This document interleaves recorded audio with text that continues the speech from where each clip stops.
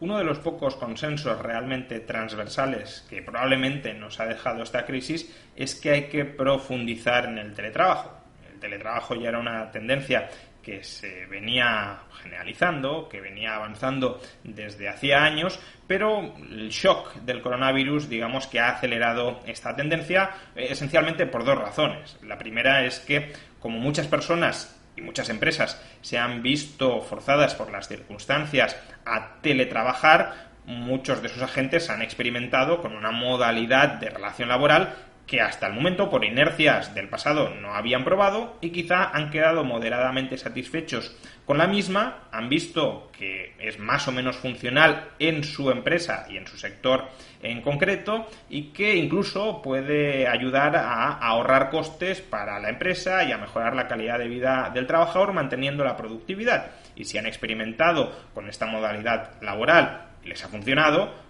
pues probablemente quieran mantenerla en el futuro, incluso aunque haya pasado la pandemia, y salvo que el gobierno de turno hiperregule y establezca tantísimos costes sobre el teletrabajo que termine desincentivándolo. Y el segundo motivo por el cual probablemente avancemos hacia una sociedad donde el teletrabajo cobre mucha más presencia es porque si no conseguimos erradicar completamente el virus, si el virus va a seguir entre nosotros y por tanto para evitar nuevos contagios generalizados hay que mantener medidas de distanciamiento social, una de las principales vías de distanciamiento social será no concentrar a muchos trabajadores en un centro de trabajo y por consiguiente la forma de aligerar, la forma de aliviar la carga de los centros de trabajo será que parte de la plantilla esté teletrabajando. Por tanto, tanto por la experimentación, que en algunos casos puede haber sido satisfactoria, como por la necesidad que probablemente y por desgracia se vaya a mantener en esta nueva normalidad de establecer distancias de seguridad entre las personas para no ponérselo fácil al virus en su propagación, muy probablemente por ambas circunstancias el teletrabajo va a seguir aumentando. Pero mientras que este es un consenso, como digo, más o menos transversal entre todas las fuerzas políticas, hay otro debate que está muy relacionado con el anterior, casi es un calco del anterior pero aplicado a otros ámbitos, que por desgracia y hasta el momento está recibiendo un sonoro silencio. Nadie está hablando de ello, aunque, insisto, es reproducir el mismo esquema del razonamiento anterior en otro ámbito. Y me refiero a la educación en casa, al homeschooling, por utilizar el término anglosajón. Que unos padres como tutores legales de sus hijos tengan la libertad de, si así lo deciden, poder educarlos en casa, debería ser un derecho que con pandemia o sin pandemia ya se estuviera respetando en España. Al fin y al cabo, los menores son titulares de derechos frente a sus tutores legales, en este caso y de manera general frente a sus padres, y uno de esos derechos que tienen los menores frente a los padres es el derecho a recibir educación, como pueden tener derecho a recibir alimentos o a recibir cobijo o asistencia sanitaria costeada por sus tutores legales, es decir, por sus padres. Ahora bien, el derecho de educación, el derecho a recibir educación que tienen los menores frente a sus tutores legales, es una obligación de los tutores legales de tipo genérico, es decir, no es una obligación que esté claramente especificada y ultradeterminada cómo tiene que prestarse. Los padres tienen que favorecer un clima de aprendizaje que permita al menor formarse intelectual, moral y emocionalmente para posteriormente integrarse funcionalmente en la sociedad. Pero, ¿cuál es el mecanismo que utilicen los padres como tutores legales para crear ese clima de aprendizaje amplio e integral para los menores? Es una decisión de entre los muchos medios que existen y que hay disponibles para ello, que han de escoger quiénes son los tutores legales de ese menor, es decir, que han de escoger los padres. Y los padres, en su libertad para especificar cómo respetan la obligación de proporcionar una buena educación a sus hijos, deberían poder escoger legítimamente educarlos en casa, siempre y cuando, claro, esa educación en casa sea conducente a que los menores reciban una buena formación intelectual, emocional y moral. Esto significa, claro, que la educación en casa podría estar sometida, podría estar sujeta a determinadas limitaciones o restricciones que aseguraran que efectivamente los padres en casa están educando al niño para favorecer que adquiera esa formación amplia que luego le permita integrarse en la sociedad. La patria potestad no puede ser un cheque absolutamente en blanco para que los padres hagan lo que quieran con los menores. La patria potestad es la discreción que tienen los padres para escoger entre todos los medios variados que existen para promover en interés superior del menor los derechos de ese menor, en este caso el derecho a la educación. Y por tanto, si algunos de los medios que utilizan los tutores legales no contribuyen a alcanzar o a satisfacer los derechos del menor, esa selección de medios podría verse restringida. Por ejemplo, si un padre utilizara la excusa de educar en casa para no instruir en absoluto al menor, para mantenerlo en el analfabetismo, clarísimamente eso conculcaría los derechos del menor. Pero para evitar que este tipo de conductas contrarias a derecho se produzcan, existen herramientas, existen mecanismos que no necesariamente pasan por anular por completo el derecho a educar en casa a tus hijos. Por ejemplo, controles o test periódicos que aseguren que el menor está adquiriendo determinadas competencias y determinadas habilidades siendo educado en casa, o la obligatoriedad de determinadas horas diarias o semanales de actividades fuera del hogar. Todo este tipo de regulaciones, de normas, sería razonable debatirlas en un contexto más amplio de legalización de la educación en casa. Sin embargo, en España no existe tal cosa. La educación en casa no es ilegal, pero desde luego está en una situación de peligrosa alegalidad que les confiere a las autoridades públicas una arbitrariedad, un poder arbitrario extraordinario sobre aquellos padres que escogen educar en casa a sus hijos. Lo que en nuestro país es prácticamente una rareza, en muchos casos perseguida por la propia administración, en Estados Unidos y en otros países como Reino Unido, forma parte de la normalidad del país. En Estados Unidos, el 3% de todos los alumnos son educados en casa, 1,5 millones de menores. ¿Hay algún tipo de disfuncionalidad general, algún tipo de conculcación amplia de los derechos de esos menores que están siendo educados en casa? No la hay. De hecho, los datos que tenemos nos indican que aquellos menores que son educados en casa obtienen resultados estandarizados superiores a los menores que son educados en las escuelas, tanto en test que miden sus habilidades intelectuales como en test que miden sus habilidades sociales o emocionales. Es verdad que puede haber aquí un sesgo de selección. Es verdad que quizá las familias que escogen educar a sus hijos en casa son familias con un estatus socioeconómico muy alto, donde los padres tienen una capacidad intelectual muy alta y por tanto los hijos también, y por consiguiente los hijos que ya venían predispuestos a ser muy buenos estudiantes, al ser educados en casa siguen siendo buenos estudiantes. No pretendo con estas estadísticas afirmar que la educación en casa mejora los resultados frente a la educación en la escuela para cualquier tipo de menor, para cualquier tipo de persona, pero creo que estas estadísticas sí ponen de manifiesto que al menos la educación en casa no embrutece o no impide en absoluto que los menores adquieran conocimientos y habilidades que son importantes en su vida adulta. Y si no lo impide absolutamente, de hecho, si no detectamos aparentemente ningún tipo de obstáculo por principio a que los menores que son educados en casa adquieran habilidades y capacidades tan altas o incluso superiores a las de los menores que son educados en la escuela, no parece existir un motivo principal por el cual haya que prohibir la educación en casa, es decir, por el cual haya que expropiar la patria potestad, la tutela legal de los padres y conferírsela a los políticos y a los burócratas del establishment estatal educativo para que sean estos quienes decidan cómo educar a los menores cuya tutela legalmente les corresponde a sus padres. Pero si este planteamiento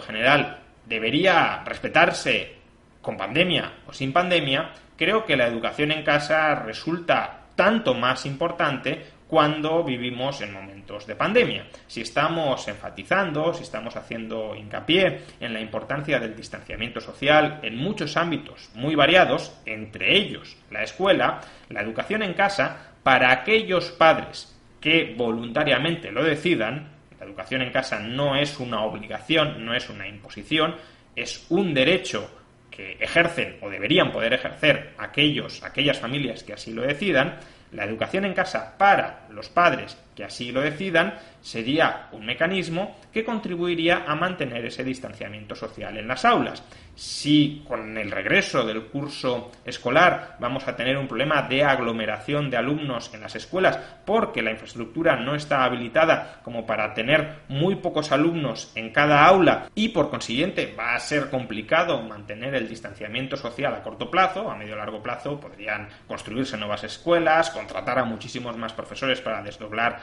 las clases, pero a corto plazo esa restricción sí va a estar ahí. La educación en casa, en el actual contexto, podría ayudar al menos a aliviar la aglomeración de alumnos en las escuelas, dado que si parte, aunque sea el 1, el 2, el 3% del alumnado, sus padres deciden educarlos en casa y verdaderamente son capaces de hacerlo sin perjuicio para el menor, conseguiríamos, ya digo, aliviar parte de la sobrecarga de las aulas, de los colegios, de los centros de enseñanza españoles, facilitando ese distanciamiento social y dificultándole al virus su propagación dentro de nuestra sociedad. Como digo, este razonamiento es del todo simétrico al que efectuábamos con el teletrabajo. ¿Necesitamos distanciamiento social en los centros de trabajo? Teletrabajo allí donde sea posible, allí donde la productividad del trabajo se mantenga más o menos y por tanto allí donde no haya un perjuicio muy grande para la economía o para la generación de riqueza por el hecho de teletrabajar. ¿Necesitamos distanciamiento social en las escuelas? Pues permitamos la educación en casa en aquellos casos en los que los padres quieran educar a sus hijos en casa y además estén capacitados para hacerlo y por tanto no se genere un perjuicio, incluso se puede generar una ganancia para el estudiante que es educado en casa. ¿Por qué, sin embargo, con el teletrabajo todos los partidos políticos quieren colgarse la medalla y sin embargo con la defensa de una libertad educativa tan básica como el derecho a educar a tus hijos en casa, ningún partido político está planteando abiertamente este debate? Pues bueno, esencialmente por dos razones, ¿no? Los partidos estatólatras, los partidos que consideran que el Estado tiene que hacerlo prácticamente todo y que tiene que planificar prácticamente todas las esferas de la sociedad, entre ellos el Partido Socialista y Podemos. Recordemos aquella famosa frase de Isabel Celaá de que los niños no son de los padres, queriendo decir que los niños son del Estado. Pues claro, esos partidos ven con pavor, ven con temor el que haya padres que puedan educar a sus hijos en casa fuera del control y fuera de la planificación adoctrinadora que estos partidos quieren establecer desde el sistema educativo público o privado, pero regulado y planificado desde el Estado. Por consiguiente, no quieren que ninguna oveja se salga del redil, no quieren que ningún niño descarriado no pase por el sistema educativo planificado centralizadamente por estos partidos. Y luego tenemos los partidos de lo que podríamos llamar la derecha, que en cierto modo quizá podrían ser algunos aspectos de su ideología más compatibles con la defensa de este derecho a educar en casa, pero que tienen un acomplejamiento brutal todos ellos y no quieren sacar a relucir temas que les puedan costar votos. Y esta hipótesis no es una hipótesis que se me haya ocurrido a mí porque sí, sino que por desgracia he tenido ocasión de vivirla en primera persona. Hace ya bastantes años, en una comida que se organizó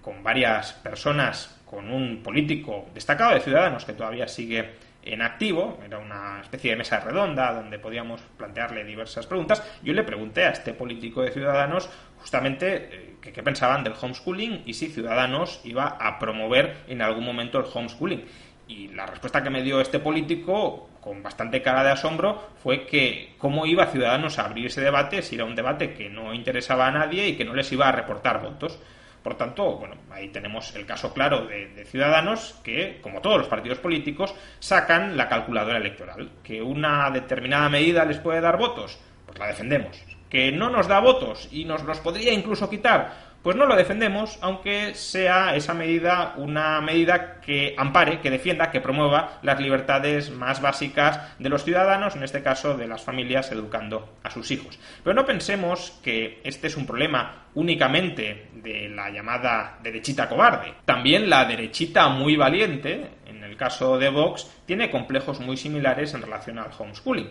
En un plató de televisión me encontré en una ocasión con un muy alto dirigente de Vox y le pregunté esta misma cuestión. De hecho, Vox en un programa electoral anterior, el de 2015, sí llevaba explícitamente la promoción y la defensa del derecho a educar en casa a tus hijos. Y le pregunté si ahora que habían cobrado mucha fuerza electoral y mediática, iban a seguir defendiendo este apartado. Y su respuesta fue que no, que ese era un debate que no querían abrir, que era un tema que no querían tocar. Y de hecho, la palabra homeschooling, educación en casa, no ha vuelto a aparecer en sus programas electorales ni ha vuelto a ser mencionada por ninguno de sus altos dirigentes. Por tanto, aquí también la derechita valiente es una derechita muy cobarde a la hora de defender ideas que incluso ellos mismos defendieron en el pasado, pero que ahora no se atreven a defender en público porque consideran que no les va a dar votos, que no les va a reportar apoyo electoral. Y lo que buscan, tanto Vox, Ciudadanos, no digamos ya PSOE y Podemos, son votos. Llegar al poder, conquistar el poder. No les preocupan tanto las libertades y los derechos de los ciudadanos.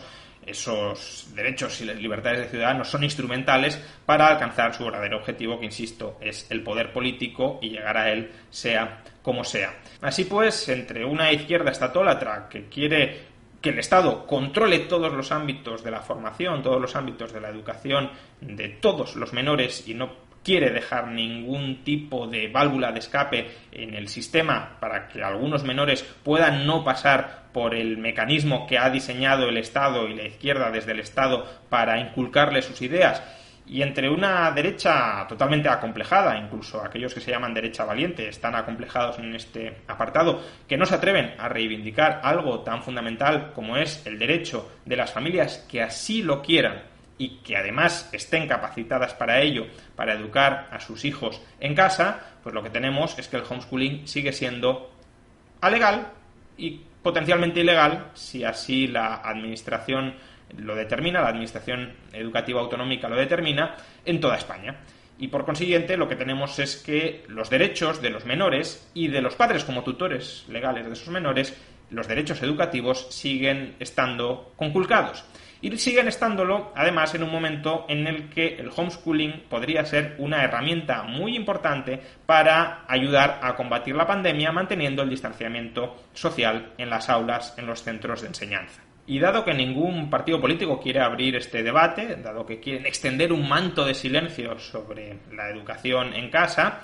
conviene que aquellos que no tenemos ningún tipo de complejo a la hora de defender los derechos y las libertades de los ciudadanos, en este caso en el ámbito educativo, seamos quienes abramos este debate. El teletrabajo está muy bien, hay que avanzar en el teletrabajo, pero también hay que avanzar en el respeto a los derechos y libertades educativas de los ciudadanos, permitiendo el distanciamiento social en las escuelas a través de la legalización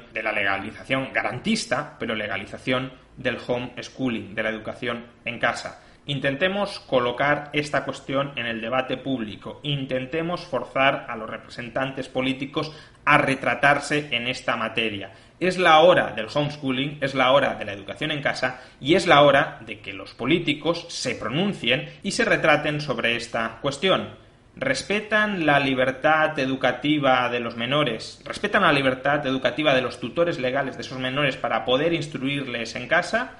¿O en cambio la estatolatría y los complejos de esos políticos les llevan a querer seguir censurando la educación en casa, la libertad educativa de menores y de tutores legales, incluso en medio de una pandemia en la que la educación en casa sería importante para maximizar el distanciamiento social en las aulas y, por tanto, para salvar vidas? ¿Pesa más la estatolatría, pesa más los complejos frente a la estatolatría que la libertad de los ciudadanos y la prevención frente a los contagios de una pandemia? Esa es la cuestión que ojalá respondan nuestros políticos.